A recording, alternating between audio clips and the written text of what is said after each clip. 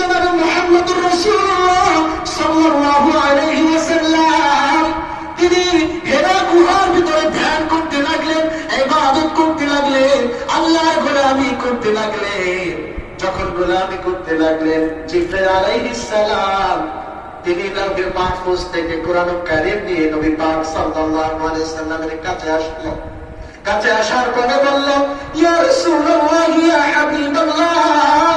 তার কাছে এসে সালাম বিনিময় করে আল্লাহর হাবিবকে বলতে লাগলো, ইকরা বিসমি রাব্বিকাল্লাযী খালাক, খালাকাল ইনসানা মিন আলাক, ইকরা রাব্বুকাল আকরাম। বলেন না আল্লাহু আকবার।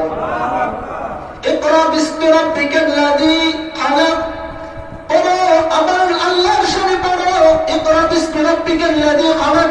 আমার নবী বলতে লাগলো, লা আদরি, লা আদরি।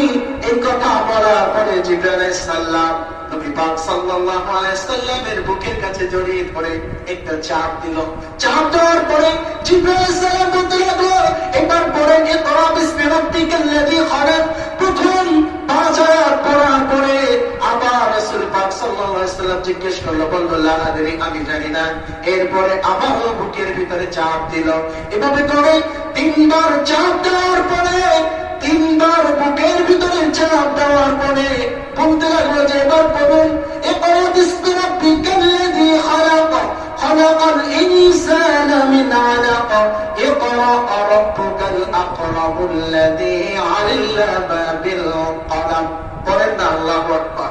আমার নবী সাথে সাথে তেলাওয়াত করা শুরু করে দিয়েছেন। পড়েন না মারহাবা, মারহাবা।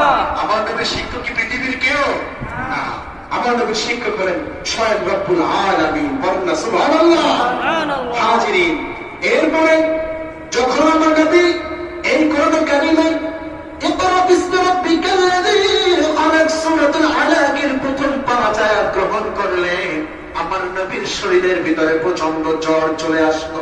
কি চলে আসলো? জ্বর চলে আসলো। আমার নবী হেরা গুহা থেকে বের হয়ে আম্মা জান খাদিজাতুল কুবরা রাদিয়াল্লাহু তাআলা আনহার হুজরা মুবারকে চলে গেল। হুজরা মুবারকে যাওয়ার পরে বলতে লাগলো, ও খাদিজা, আমার প্রচন্ড জ্বর আসতেছে, আমার শরীরটা খারাপ লাগছে, তুমি একটা চাদর দাও, আমার জ্বর আসবে মনে হচ্ছে, আমি